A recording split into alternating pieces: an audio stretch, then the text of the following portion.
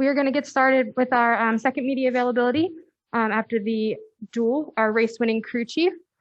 We'll get right into questions for him. If you have one in the media center, we're going to utilize the microphone in the back. And then if you have one on Zoom, please raise your hand and we will get started. Let's see, it looks like Bob is heading on back and we will kick off with him. Well, it looked like that went right to plan. Do you feel like you learned enough for the 500?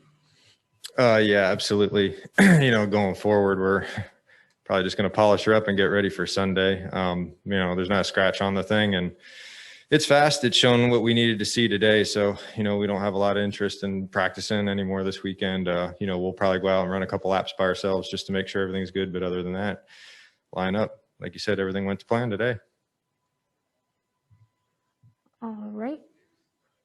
Lewis, did you have a question? All right, we'll take our next one from Luis Torres in the media center as well.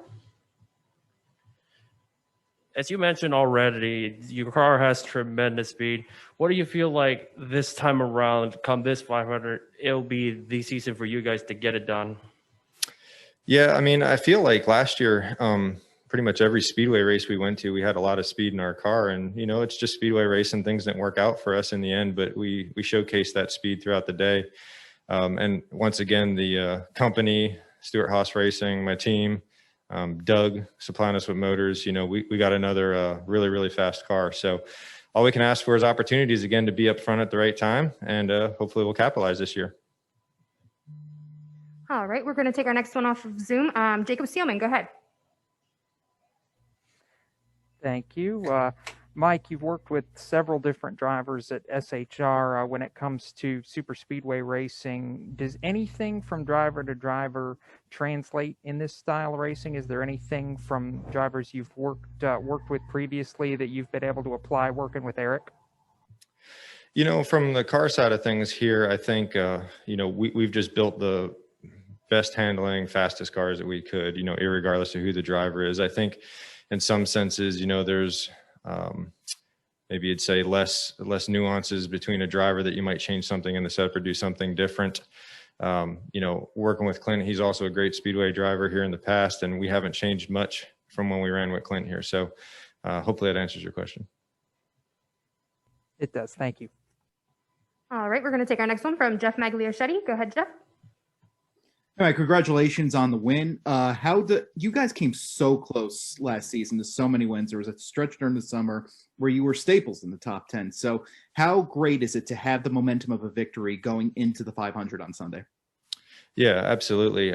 You're right. It was our first year together, and we had a lot of successes throughout the summertime. And a lot of those didn't equate to wins just because of, simple mistakes and just little things here and there that, we need to polish up and do better to, beat those upper echelon teams that contend every week. And, obviously starting out the season with a dual win isn't the 500 yet, but it's the right direction for going into Sunday. And, like I said, we felt like our speedway program has been really good last year, and we just keep doing the same things, keep polishing on it and trying to make it a little better. And, all we can ask for is kind of be in the same situation we were last year at the 500, running top 3 and, getting down to the wire, and hopefully it's our turn this year.